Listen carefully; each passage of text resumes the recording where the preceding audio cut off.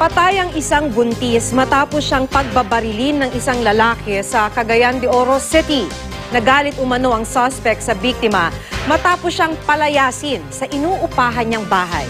Makibalita tayo kay Sozi Alamban ng GMA Northern Mindanao. Naitakbo pa sa ospital ang 8 buwang buntis na si Jackie Lu Dalayag matapos pagbabarilin sa Barangay 24 Cagayan de Oro City kagabi. Pero namatay din ito kaninang alas 2 na madaling araw.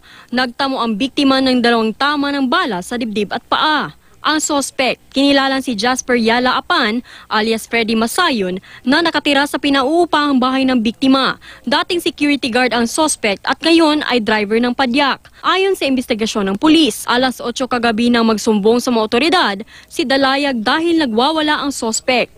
Nag-away daw kasi ang suspect at live-in partner nito. Umabot na raw sa puntong pinagsisira ng suspect ang pinto ng inuupahang bahay. Gibadlong sa tag-iya sa balay, ang naitabo sila na nilang kalalis. Pinalayas ng biktima ang dalawa dahil sinisira na ng suspect ang mga gamit.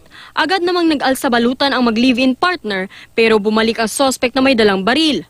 Pinagbabaril niya ang biktima.